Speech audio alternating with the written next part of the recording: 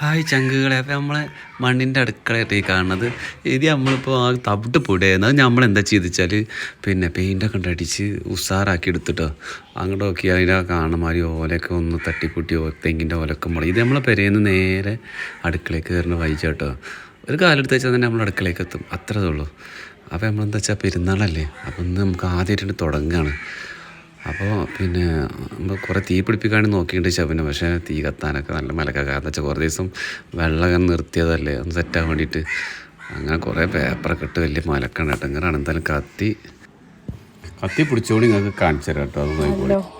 അപ്പോൾ നമ്മളിതാ ചോറ് തിളച്ചിട്ടില്ല കേട്ടോ, അരി തിളച്ചിട്ടില്ല, അരിട്ടിട്ടുള്ളൂ. ഒരു അടുപ്പിൽ ഞാൻ മോര് കൂട്ടാൻ വെക്കുന്നുണ്ട്.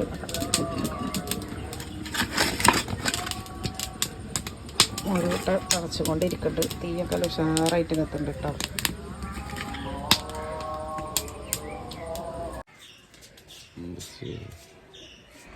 എന്തങ്ങനെ പോകാം കത്തണില്ലേ?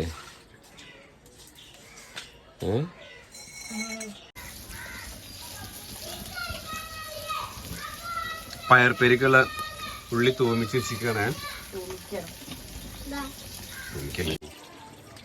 ഹലോ, അപ്പോൾ നമ്മൾ പുതിയ അടുക്കളയിൽ നമ്മൾ വെച്ചുണ്ടാക്കലൊക്കെ തുടങ്ങിട്ടോ.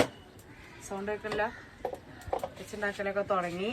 അപ്പം ഇന്ന് പെരുന്നാളായിട്ട് നമ്മൾ ഫുള്ളടുപ്പിലാണ് ചെയ്തിരിക്കുന്നത്. ഒന്നും ഗ്യാസ് കത്തിച്ചിട്ടില്ല, ഫുള്ളടുപ്പിൽ. വീഡിയോ എടുത്താൽ ഇവിടെ ആരും ഉണ്ടായിരുന്നില്ല, അതുകൊണ്ടാണ് കേട്ടോ. ഇന്ന് ഫുള്ളടുപ്പിലാണ് ചെയ്തിരിക്കുന്നത്. ഇതിപ്പോൾ പുളിയിഞ്ചി വെച്ചുകൊണ്ടിരിക്കുകയാണ്.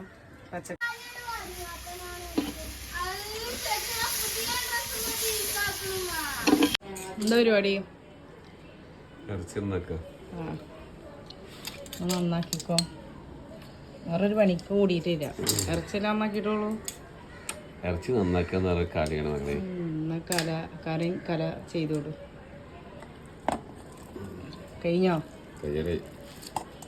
ഞാൻ ഇവിടെ എന്തൊക്കെ പണി കഴിഞ്ഞു എന്ന് പറയപ്പോ നിങ്ങൾക്ക് എല്ലാം അന്തമുണ്ടോ? പുളിയഞ്ചി ഏകദേശമൊക്കെ വെന്തുക്കണോ. ഈത്തപ്പഴ പുളിയഞ്ചിയാണ്. പയറുപ്പേരി വേറെ വിറ്റാറാണ് നിങ്ങൾക്ക്. ഞാൻ ഈ ഒരു ചട്ടിയിലാണല്ലോ ആ ഉപ്പേരി ഉണ്ടാക്കിയത്. ചട്ടി മാറ്റിയിട്ടേ ഇല്ല, അതാണ് അതിന്റെ പ്രത്യേകത. ഞാന് നന്നാക്കിയ ബീഫ് എവിടെ? അതാ വേഗുണ കൊടുക്കല്. ഞാൻ നന്നാക്കി അറിഞ്ഞപ്പോ ടേസ്റ്റ് കൂടുതലുണ്ടാവും. എന്താ വെക്കണല്ലേ ടേസ്റ്റ്? കറക്റ്റായിട്ട് അളന്ന് മുറിച്ചിട്ട് ഞാൻ കട്ട് കേട്ടോ.